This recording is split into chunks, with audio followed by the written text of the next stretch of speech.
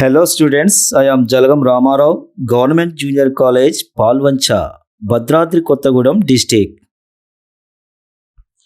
So today we are going to learn about the second chapter of GFC, Rural Education, Gramina Vidya. So today we are going to learn the topic Panchayati Raj system. So now we are discussing a lesson. Its title is Panchayati Raj. Let's see the topic of Panchayati Raj system. If we see the introduction of this lesson, so in democratic countries, decentralization of power is very important to satisfy the needs of the people. This could extend over the economic, political, and administrative spheres. Mahatma Gandhi visualized that each village should become independent republic to achieve the ideal of Gram Swaraj based upon the principles of self-reliance and cooperation. So, in view of the physical and social diversities in India, local level institutions are essential to ensure people's participation in the development process. These bodies have a role in identifying the felt needs of the local people and involve them in planning and execution of the activities intended to achieve rural development. ప్రజాస్వామ్య దేశాలలో ప్రజల అవసరాలను తీర్చడానికి అధికారం యొక్క వికేంద్రీకరణ చాలా ముఖ్యం.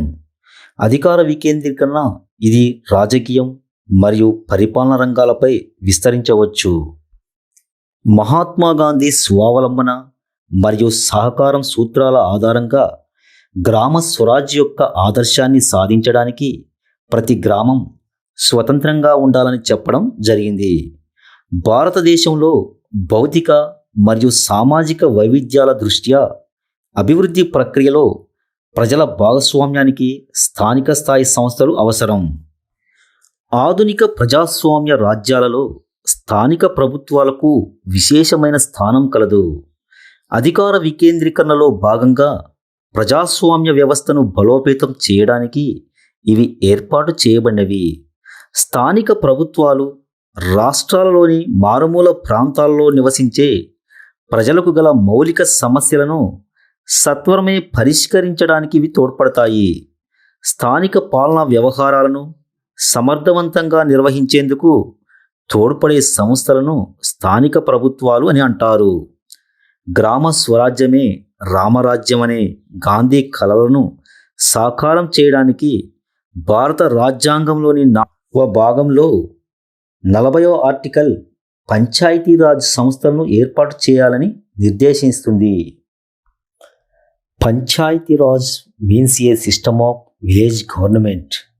Village self government is called Panchayati Raj, the system of village self government. Panchayati గ్రామ స్థాయిలో ఉండే అతి ప్రాచీనమైన పాలనా వ్యవస్థనే పంచాయతీరాజ్ అంటారు. భారతదేశంలో పంచాయతీరాజ్ అని పిలవడం జరుగుతుంది. పంచాయతీరాజ్ వ్యవస్థ అనే పాలనా వ్యవస్థను గ్రామంలో అమలు చేస్తారు. గ్రామాలలో, మండల స్థాయిలో, జిల్లా స్థాయిలో పంచాయతీరాజ్ అనే వ్యవస్థ మన భారతదేశంలో అమలులో ఉంది. Difference of Panchayati Raj. Panchayati-Raj is a system of governance in which Gram Panchayati is other name for Panchayati-Raj. Gram Panchayati are the basic units of administration. Means total management is in the hands of Gram Panchayati. Whatever the schemes, which is schemes funds which will be managing by the Panchayati-Raj system only. And whatever the functions of Panchayati-Raj system which is managed by Panchayati-Raj system only. Panchayati-Raj system is a governance. Governance means ruling and controlling or organizing by the Panchayati-Raj system only. That is basic units of administration. Means how the Panchayati-Raj is means in the 3 areas in 3 levels is Panchayati-Raj meaning. Gram means village level Panchayati-Raj managing, and also Janpad means block level block level means మండల స్థాయి. మండల స్థాయిలో కూడా Panchayati Raj managing the total town, that is mandal. జిల్లా. జిల్లా means district level also the Panchayati Raj is managing the total districts. The world and whatever this Panchayati Raj, which was inaugurated by the Prime Minister Jawaharlal Nehru on 2nd October 1959 at Nagaur in Rajasthan. Balwantrai Mehta committee Panchayati Raj వ్యవస్థను 3 అంచెలుగా విభజించాలని సూచించింది. అవి first one గ్రామ స్థాయిలో గ్రామ panchayat, second one black స్థాయిలో పంచాయతీ సమితి, third one జిల్లా స్థాయిలో జిల్లా పరిషత్. అయితే దేశంలో ఇంతవరకు 14 రాష్ట్రాలు మాత్రమే 3 అంచెల పంచాయతీరాజ్ వ్యవస్థను ఏర్పాటు చేయడం జరిగింది. 1959 అక్టోబర్లో రాజస్థాన్, అదేవిధంగా నవంబర్లో ఆంధ్రప్రదేశ్ రాష్ట్రాలు ప్రథమంగా 3 అంచెల పంచాయతీరాజ్ వ్యవస్థను ఏర్పాటు చేయడం జరిగింది. దేశంలో 10 రాష్ట్రాలలో 2 అంచెల పంచాయతీరాజ్ వ్యవస్థ, మిగిలిన రాష్ట్రాలలో 1 అంచె పంచాయతీరాజ్ వ్యవస్థ అమల్లో ఉన్నాయి. Firstly it is started at Rajasthan, that is place at Nagaur. Nagaur అనే ప్రాంతంలో స్టార్ట్ చేయడం జరిగింది. Which is started by Jawaharlal Nehru, that is in 2nd October 1959. The word panchayat. Panchayat means yat means assembly. Assembly means kalaika or kudali. And panch means panch. There are 5 highly respected elders in the gram means rural areas. Total ప్రజలందరూ తెలివిగల గ్రామ సర్పంచ్ను ఎన్నుకొని leaders of the panchayat. Those people are elected by local community and whatever the leader of the panchayat is called sarpanch. So the Panchayati Raj system is a process through which people participate in their own government. The Panchayati Raj system is the first tier or level of democratic government. This is an age-old system in villages of the Indian subcontinent. This has been done to include people of the lowest level in decision-making process. Rajasthan was the first state to establish Panchayati Raj. There are 3 levels of Panchayati Raj. Number 1, Gram Panchayat or village level Panchayat. Number 2, Panchayat Samiti or Janpad Panchayat or block level Panchayat. Number 3, Jilla Parishad or district level Panchayat. The Panchayat Samiti, there are many Gram Panchayat that comprise Panchayat and Sarpanch are the village level. So now let us see what is Gram Sabha. Gram Sabha is the foundation of the Panchayati Raj system. Gram Sabha is a meeting of all adults who live in the area covered by a Panchayat. So anyone who is 18 years old or more and who has the right to vote is a member of the Gram Sabha. Now let us see functions of Gram Sabha. History of village panchayats in India. Village panchayats are existing in our country since times immemorial. References to these institutions could be found in our ancient treatises. These continued to flourish during all the regimes till the advent of the East Indian Company. So the British administrators wanted to enhance the land revenue and to centralize all judicial and executive powers in their hands. An attempt was made to set aside the village panchayats by depriving them of their age-old powers. ప్రజాస్వామ్య దేశాలలో ప్రజల అవసరాలను నెరవేర్చడానికి పంచాయతీరాజ్ వ్యవస్థ రూపంలో అధికార వికేంద్రీకరణ చాలా ముఖ్యం. భారతదేశంలో గ్రామ పంచాయతీ వ్యవస్థ ప్రాచీన కాలం నుండి అమల్లో ఉంది. మన దేశాన్ని పరిపాలించిన అన్ని ప్రధాన రాజవంశాలు గ్రామ పంచాయతీలను ఏర్పాటు చేసి ప్రోత్సహించాయి. భారతదేశంలో ఈస్ట్ ఇండియా కంపెనీ పాలన ప్రారంభమయ్యాక గ్రామ పంచాయతీల ప్రాధాన్యం తగ్గింది. బ్రిటిష్ వారు భూమి శిస్తు ద్వారా తమ ఆదాయాన్ని పెంచుకునేందుకు గాను గ్రామ పంచాయతీల అధికారాలను తగ్గించి అధికార వికేంద్రీకరణను చేపట్టారు. సో 1857లో జరిగిన సిపాయిల తిరుగుబాటు బ్రిటిష్ వారి వైఖరిలో మార్పును తీసుకువచ్చింది. స్థానిక స్వపరిపాలనా సంస్థలను ఏర్పాటు చేయడం ద్వారా లార్డ్ రిపన్ ఈ దిశలో నిర్దిష్ట చర్యలు తీసుకున్నాడు. సో అధికార వికేంద్రీకరణపై ఏర్పడిన రాయల్ కమిషన్ 1907, మాంటేగ్ జేమ్స్ఫోర్డ్ సంస్కరణలు 1919 మొదలైనవి స్థానిక స్వపరిపాలనా సంస్థలకు అధికారాలను మార్పిడి చేసే ప్రక్రియను వేగవంతం చేశాయి.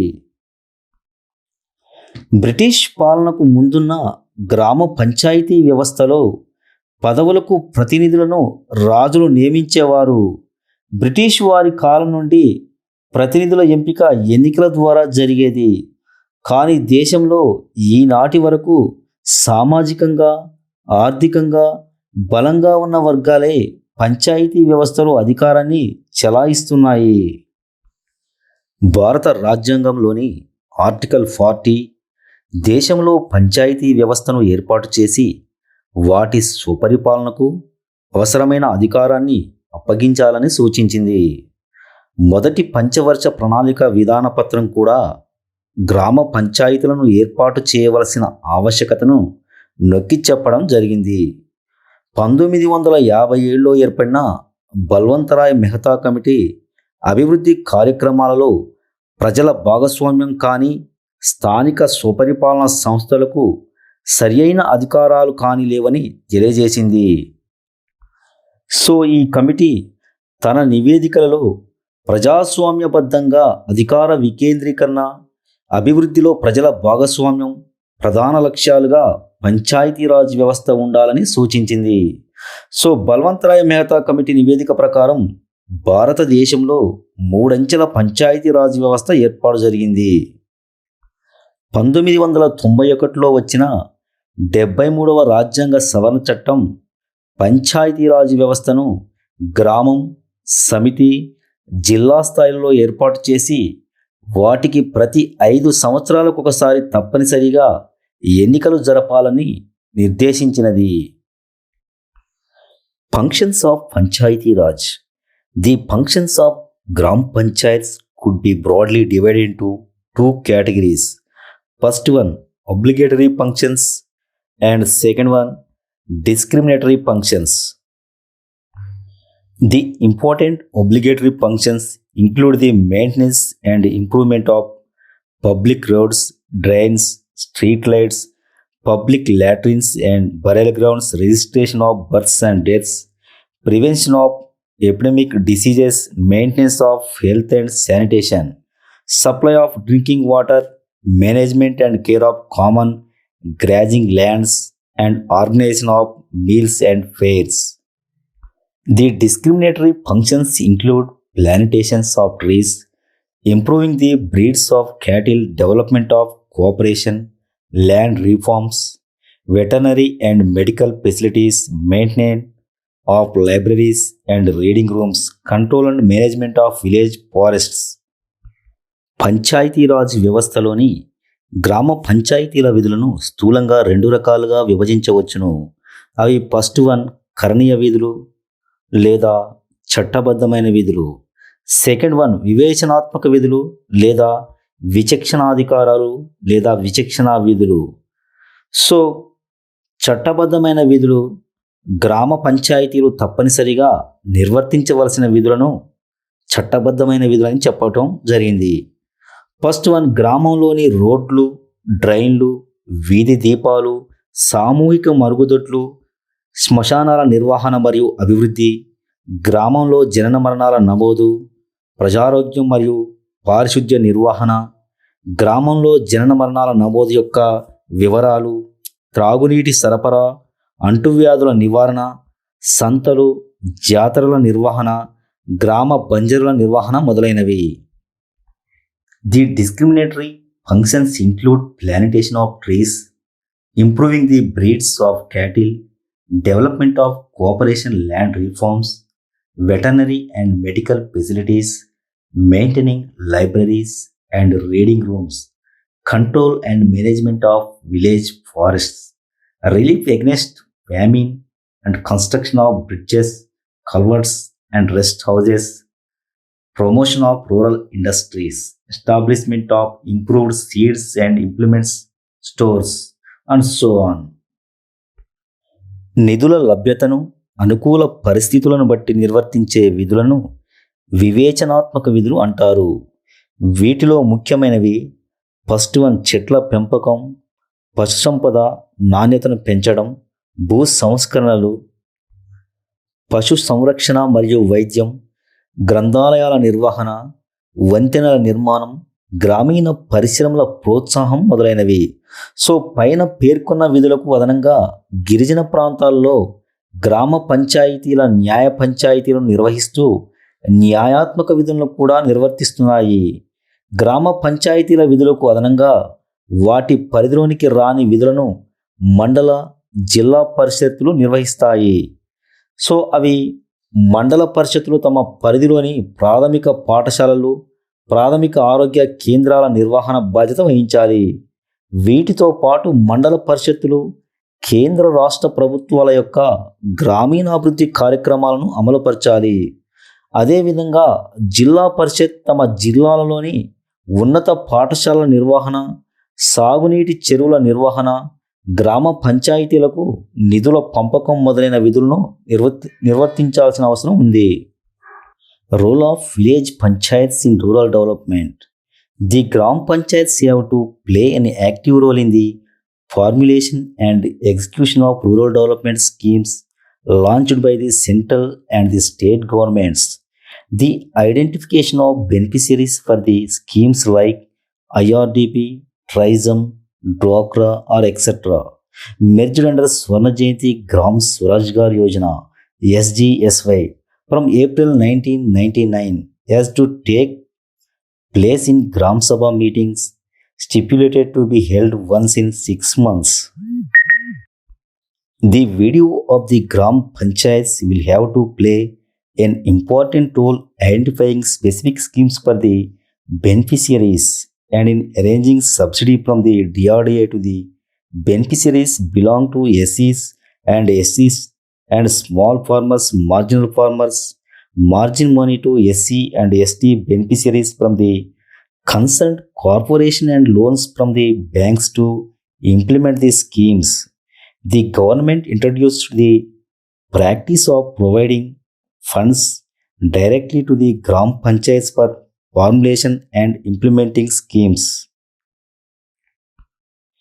కేంద్ర రాష్ట్ర ప్రభుత్వాలు ప్రారంభించిన గ్రామీణాభివృద్ధి పథకాలు అమలుపరచడంలో గ్రామ పంచాయతీలు ప్రముఖ పాత్రను పోషిస్తున్నాయి.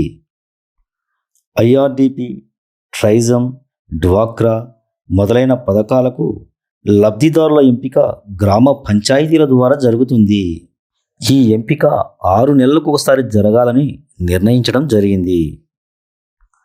సెకండ్ వన్, పేద వర్గాలకు అనువైన పథకాలను గుర్తించడంలో DRDA ద్వారా షెడ్యూల్ కులాలు, షెడ్యూల్ జాతులలో లబ్ధిదారులకు సబ్సిడీలను అందజేయడంలోనూ, బ్యాంకుల నుండి ఇతర ఆర్థిక సంస్థల నుండి రుణాలను మంజూరు చేయడంలోనూ గ్రామ పంచాయతీ కార్యదర్శి ముఖ్య పాత్ర వహిస్తున్నారు.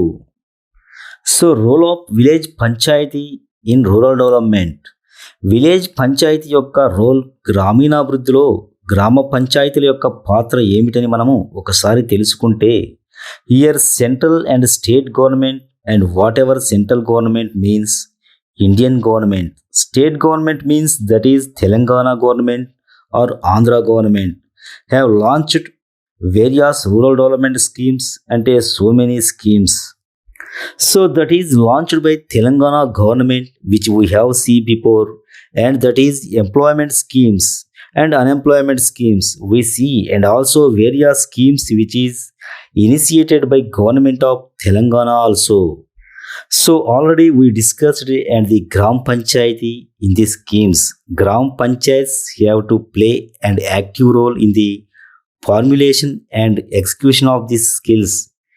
Execution means by carrying on this plan of action means why well schemes reaching to the people and the Gram Panchayatis have to play important role. The Gram Sabha meeting how to take place once in 6 months. గ్రామ సభను ఏర్పాటు చేసి whether the schemes are reaching the people or not those gram panchayati members how to check identification of beneficiaries so various schemes like IRDP means integrated rural development programme so that is was launched by government of India during 1978 and implemented during 1980. The aim of this program is to provide employment opportunities to the poor so and improve living conditions, and these are the schemes. There are IRDP. So next, TRISM means training of rural youth for self employment. This is the program is for the rural youth for self employment. యువత పని చేసుకోవడానికి వారికి education ఇవ్వడం, technical education and that is entrepreneur skills means managing కెపాసిటీని improve చేయడానికి skills వాళ్ళను improve చేయడం, that is those who are beneficiary schemes means. So 18 to 35 years people, that is poor people, are eligible for these schemes, that is TRISM. Next another scheme is DWACRA. DWACRA means development of women and children in rural areas. Under these schemes, financial assistance to women those who are poor. So the main aim of DWACRA is to improve the social, economic and health and educational status of rural women by providing financial assistance and employment opportunities, that is DWACRA. And these are the programs and these are the beneficiary programs.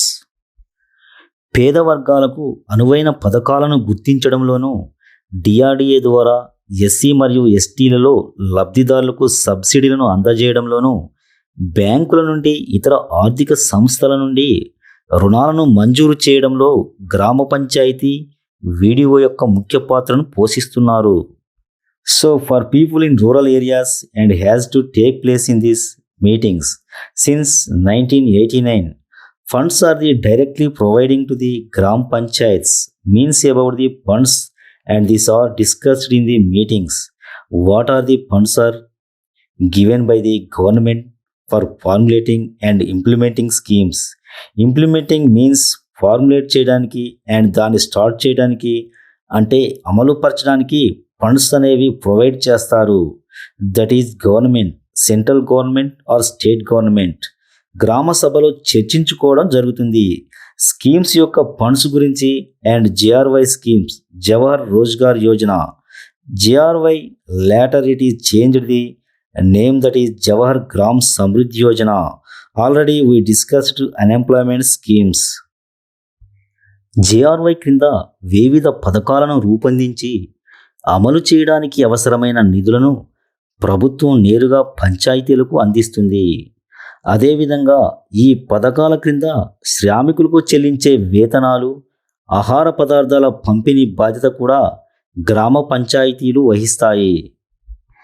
In the schemes, for the schemes funds will be provided by the government.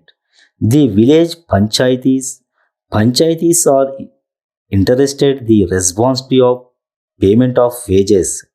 గ్రామ పంచాయతీ యొక్క role ఏంటంటే veg అంటే కూలి ఇవ్వడం and distribution of funds grains to the labours employed. అంటే పనికి ఆహార పథకం అంటే పనికి కూలి ఇవ్వడం, రెస్పాన్సిబిలిటీగా తీసుకోవడం గ్రామ పంచాయతీ యొక్క role or responsibility. So next the gram panchayats also have a role of play in the watershed management programme.